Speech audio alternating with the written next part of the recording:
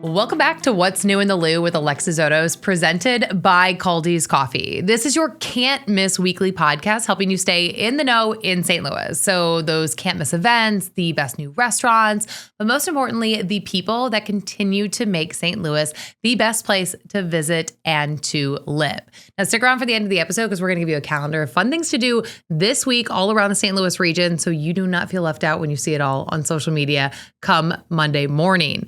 Now, speaking of events, I'm excited about this week's episode because we are talking about one of the can't miss events of the summer, and that is the Maddie Festival that is taking place in Midtown this week. And here to talk all about it is Chris Hansen with the Kranzberg Arts Foundation. Thanks for being with us. Oh, thank you so much. It's good to be here. Big week. The week is here. Yes, it is. Yeah. How are you guys feeling? For people who don't know, what can they expect this week? Yeah, so Music at the Intersection, Maddie is back. Music, art, thought, and innovation.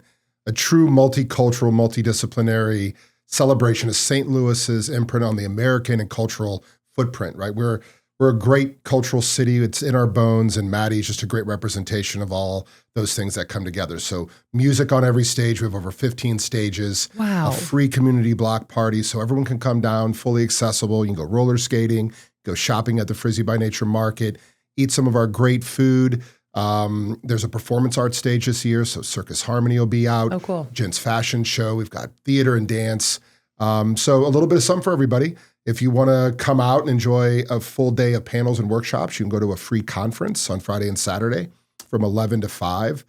We even have Manny Fresh and Juvenile doing a live podcast at our conference. Oh, cool. That'll be a lot of fun this year. So RSVPs are required for the conference, so I highly recommend doing that. And then if you want to experience all of it and go to the main stages, you have to buy a pass. The main stages this year are a little different. We've got our Big Top again involved, Sophie's Artist Lounge, where it's just all DJs, local and national. Sovereign, the new 1,200 cap, 3-quarter mezzanine concert venue in Grand Center. Jazz St. Louis, one of the top 5 jazz centers in all of the world.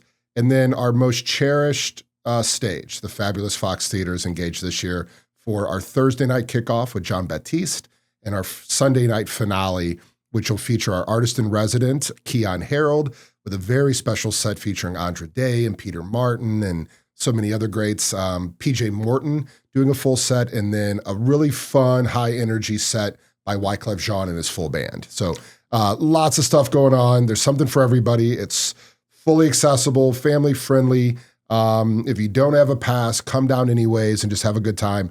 But limited quantities for the passes since we're doing it the way we're doing it this year.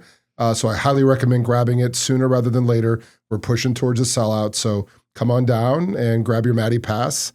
But yeah, it's just going to be something for everybody. It's a great celebration of St. Louis. Break it down because I want to really talk about each of these different elements. I think one of the cool things about this festival that you guys have done is you really have created spaces for everybody, like depending on your music choice, or if you're looking for more of that educational aspect with the conference, or if you're just looking to come kind of be a part of it in that free festival. So let's talk first, like the music. You are multiple stages, multiple venues, and you've got some really big names this year. Yeah. So we really focus hard on connecting the blocks in the district. So every year we learn a little bit and we try to make it more inclusive. Because this is year 6. Year 6, right. So in years past, you've seen main stages in the street, you've seen main stages in the field. Well, this year we really wanted to make sure that all the businesses and as many of the venues could participate. So for the music component, you've got St. Louis Giants on all the stages. So the majority of the acts that play this festival live here, work here, or have some sort of connection and tie. Why is that important? It's important because that's what makes up our beautiful ecosystem of music.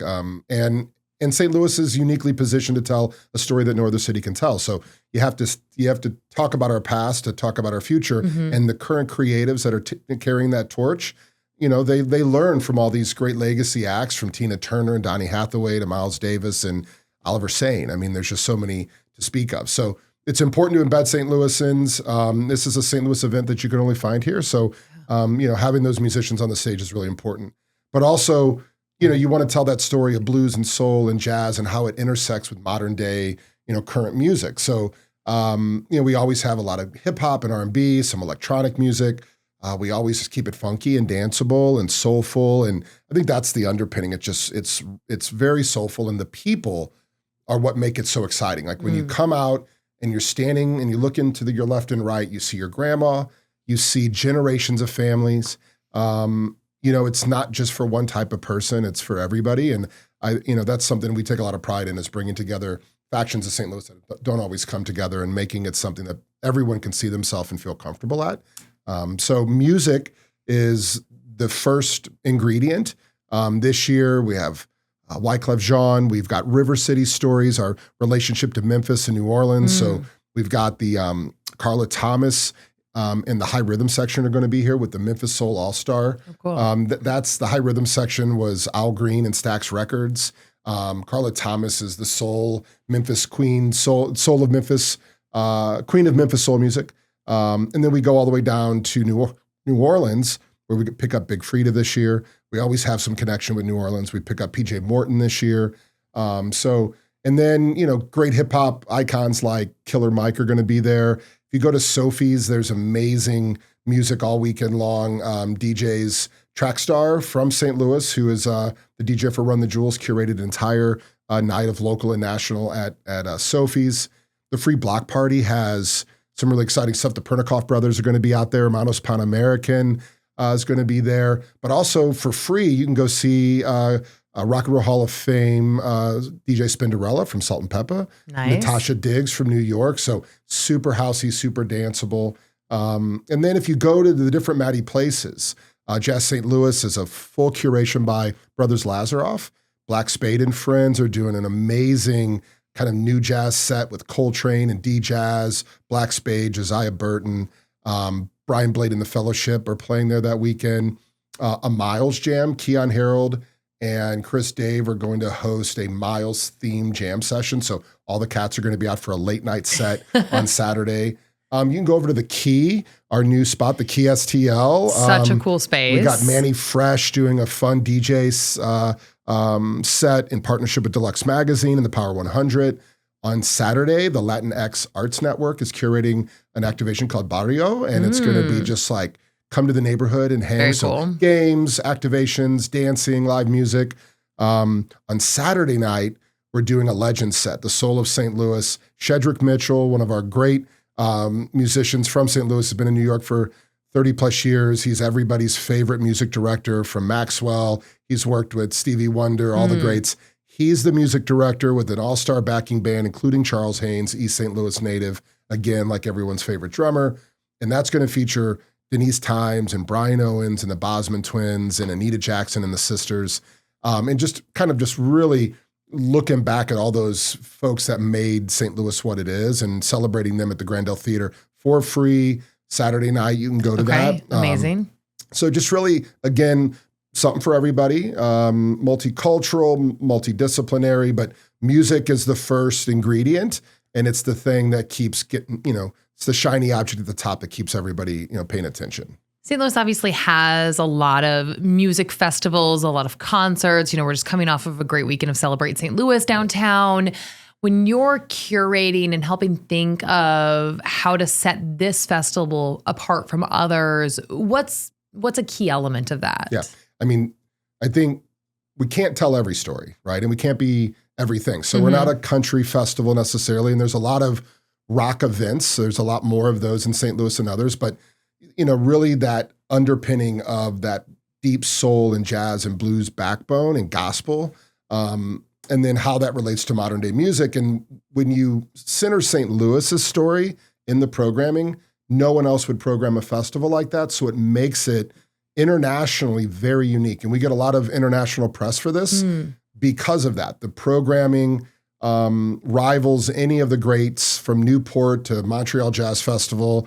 I think we're a little bit more like a South by in the way we have this multi-leveled credentialing and, panels and workshops, but we're a little more like if Essence and Jazz Fest had a baby, we might be somewhere in that lane, but it's really a St. Louis thing. And that's what gives us our unique position. And it's also, we have a lot of partners that curate. It's not done in a vacuum. We have committees. Like I said, our artist in residence, Keon Harold, leans into the programming, partnerships with our Latinx Arts Network, the Brothers Lazaroff, Trackstar. So many folks contribute to what makes it special. And I think that's the other edge, right? We're not just sitting there working with the biggest names and with a few agencies. We're really making it have broad input from stakeholders. After 32 years, Kaldi's Coffee has finally introduced its first signature drink. The new Highlander Grog Latte takes one of Kaldi's most loved coffee flavors and turns it into a handcrafted espresso drink, featuring a house-made syrup with notes of maple, butter, and warm spice. It's fun, familiar, and refined, the kind of drink that hits during a busy morning or afternoon break, and most importantly, it reflects the same commitment to quality and craftsmanship that has defined Kaldi's Coffee since 1994. The Highlander Grog Latte is available now at all Kaldi's coffee cafes. We've talked on this podcast in the past about sort of the St. Louis music scene and how it, might not get enough credit where credit is due. When you list off so many of these St. Louis stars, both locally and nationally, how do you hope that it continues to move that conversation about this being really a destination when it comes to music? So St. Louis is in a moment where putting art and music to work for attraction and retention, for garnering that buzz. I mean, the arts sector does a really good job of getting press nationally because we're really good at it, right? And I think this is a moment to really use these tools and to take a Maddie and take events like this and tell that story. And we're doing that this year with Explore St. Louis. They're helping us in drive markets and direct flight markets really connect people to come here for something you can't find anywhere else. So, I mean, in our music scene, when you go around the world, they respect and revere us. Sometimes when you live here, you sleep on it, but it's a deep scene. It's a connected scene. There's so many important subgenres that make it possible. And I would love it if Maddie could be even bigger and have more representation than we currently do. But we look to support other events that can go deeper into different genres. So one of the things we did last year and we'll do again this year is be a partner to Free for All, which is a free all St. Louis festival. It's going to happen in November this year. That allows us to get into punk rock and metal and country and all these things that we would love to put on our stages. It's just, to sell a ticket and to put a certain thing together, you can only go so wide. Sure. Speaking of Celebrate St. Louis, I thought they did a great job this past weekend of really balancing programming that made it, I think, feel very inclusive for a lot of folks. And I think that's a great model, to keep striving for. But yeah, I mean, our scene is rich. I think now is a moment where festivals like Maddie are really important to that. One of the reasons Maddie started was there was a call to action. There was 2 years of active listening. Over 7 committees were formed to really understand how do we help the music scene here? How do what do we do to attract business? What do we do to tell that story better? We hadn't had a festival in our likeness. Festivals have a hard time in St. Louis. Why is that? I mean, St. Louis is one of the hardest concert ticket markets in North America. It's just a hard market. Is it because of that proximity with Kansas City, Nashville, Chicago, and that whole radius aspect? I think that's part of it. I can't put my finger on it altogether at why it's harder to sell tickets here. People are very, we're very much, we like to see things where we want to see them. So, it isn't like you'll just go anywhere to see things. You want it to kind of come closer to you. But, we need to keep attracting industry here. And so Maddie does that. And the reason we have the conference is professional development, but also we get to bring the industry here. The Grammys come every year. Other agencies show up, management groups show up, and artists have opportunities to connect and rub elbows with players that they don't typically get to meet. So, these are important to hold. I believe that, St. Louis has to own these things. And I think when Lou Fest's failure was a gut punch to St. Louis, right? Yeah. It was oh man, why can't these things stick? And they're just very financially hard to hold. Sure. And we don't always grab them soon enough and lift them up and put them on our shoulders and say, we want this, we're going to support it. And we're still at a time when showing up matters. And I think in the internet and the phones and all the things that keep people from actually going out and experiencing things, and they just live vicariously through whatever Instagram reel or whatever they can find. If we want things like this, if we want nice things, we have to keep showing up. And we've proven that we can do that. But festivals haven't quite gotten over that hump yet. Yeah, I mean, it's interesting. Obviously, Lou Fest going away was pretty devastating from a regional standpoint, just from like a local, like, God, that's a bummer. We're seeing a gap year, a pause year, whatever you want to call it, with Evolution Fest this year. So you guys are kind of the big music festival this summer here. What is that message to people that if you don't want to see things disappear? I mean, Lou Fest disappeared because they couldn't financially do it. And the bigs couldn't do it, the big corporations that were owning it before. And then they handed off to small independents. If the bigs couldn't do it, why can the small independent? I think we need to be more thoughtful about the way we put our master calendars together. I mean, having Maddie was started in 2021, having another festival choose to find a time within 2 weeks of that is just a bad calendar program, right? It doesn't work for the region. That's one of the reasons why we made the decision to move. You guys are in July now. Now in July to just like, let's just ease up September. And it's gotten real cluttered. So many things in September. We can only do this in Grand Center between this third week of July and the second week of September to fit into the neighborhood calendar. Sure. But yeah, we have to be more thoughtful about how we bring these things on, how we hold them. And yeah, I think show up, support, buy a pass, go to these things, right? They're not going to stick around if you don't go to them. And people say they want them, and but it's still hard to sell the tickets. And I think we found that with Evolution. We found it with Lou Fest and Maddie, even though it's got a bunch of civic underpinning. Every year, you're right to the end, hoping that you come out the other side okay. And luckily, we have amazing partners. I have an amazing board of trustees that have greenlit this 6 years and put millions of dollars into St. Louis's potential. And we feel good about it because all that goes right back into hiring local production companies and marketing firms, hiring hundreds and hundreds of musicians and thought leaders. It's mission forward for us, but it still has to make sense. And I think this is a year where we've right-sized things. We've really looked at the landscape, and I think we fit into a very unique boutique space that we can hold, but we need St. Louis to show up for it, and we need to attract more people. About 15% of people come from out of market. Okay. There's a huge opportunity here to drive traffic and to fill hotel rooms up, and we have to take this very unique cultural gem and go and push it out to the world and help bring people here to experience more than just the festival. Because when you come to Grand Center, you experience our great museums, all of our great cultural assets, and it gives you a great snapshot of like what's really happening here, makes you interested, and you're likely to come back. And when every time we get press here, they're like, oh my God, I came for Maddie, but I learned all this other stuff. And then they come back and write another article. Love that. Right? Well, and even for a local that's coming to the festival, many of them might not have been to Sophie's yet. Maybe they haven't been to the Key or the Sovereign yet, which are these two new fantastic venues. We had Jazz St. Louis on the show in April or May. If you haven't listened to that episode, go back and listen to it. It's such a good episode just about jazz in St. Louis. And yeah, it was one of those episodes where I'm like, why have I not been to Jazz St. Louis in so long? Like I go to the Fox every show, I go to the Symphony, but that's one of those spots in Grand Center that like I don't put on my calendar enough. And so it's a reminder to us as locals that we also need to get out of our bubble and get to a lot of these incredible venues that, we need to keep going. Yeah, I mean, this is the Silent Generation stood up some amazing institutions. These things aren't going to be here in another 100 years unless we become patrons, right? Like you have children, I have children. We have to raise our children to be patrons. 100%. And patronage doesn't always mean I'm wealthy and can write a check.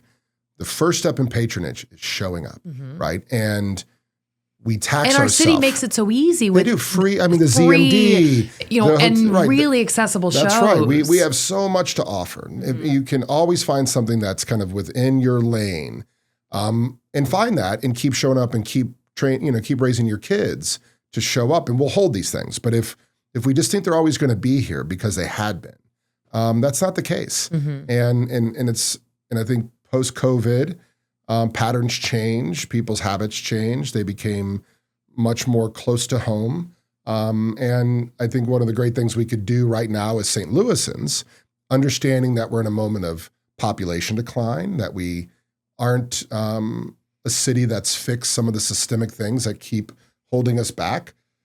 This is something, right? When you support art and culture and music and you go out to great restaurants and, you get involved on the local level, that's the heartbeat. That's what keeps everything going. And it's not an amenity. It's like we lost those things during COVID. They were the last to reopen. And you learn that that's what you were trying to get back to. You got to go to work and you're with your family, but what were you missing? You're missing that thing that moves you, that connection to people through the art. And you can't treat it like it's an amenity that is always going to be there at your leisure. You have to show up for it and you have to protect it and incentivize it to work for you as a region. And I think Maddie and the conference and the festival are uniquely positioned to just be a sharp tool in the region's toolbox if it really wants it to be. And we hear it does. And every year people show up, but they love to show up for free.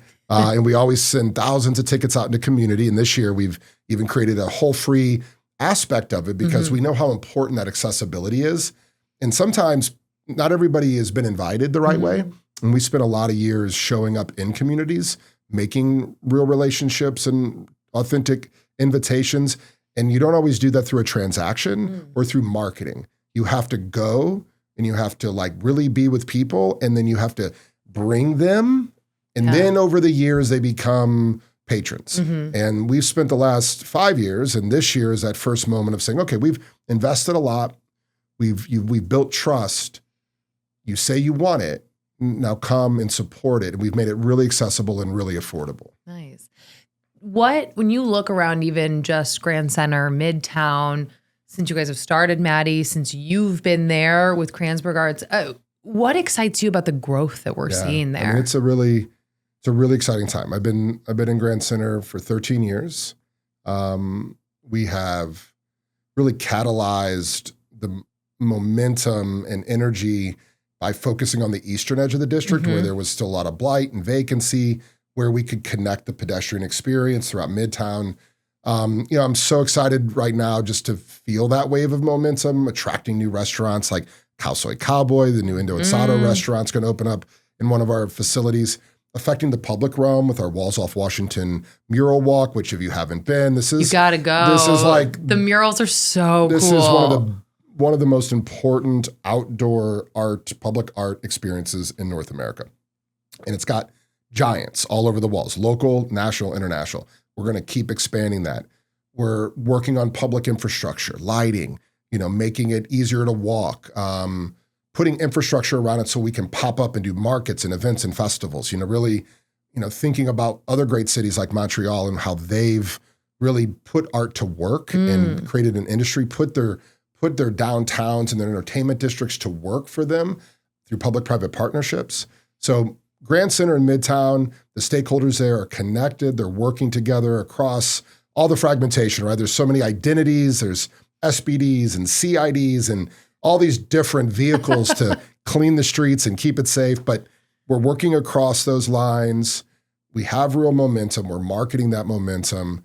More businesses coming in, more arts industry related activity in the district. We're programming the hell out of the spaces. I mean, there's just content galore. There's just no chance to be bored. No, truly. really I mean, isn't. you pull up a calendar and you can see a show every night of the week across such a variety of, different arts. It's just really incredible. And there's so many different places that you just, park your car and just walk the block. Yeah. I always say Grand Center 13 years ago, 14, 15 was a 9-month district, right? It came alive during prime season. The summer slowed down. It was mostly an evening district, right? Unless you went to school there or you worked down there, but the programming was very evening based and was very seasonal. Now it's 365. It's a place you can discover without a ticket.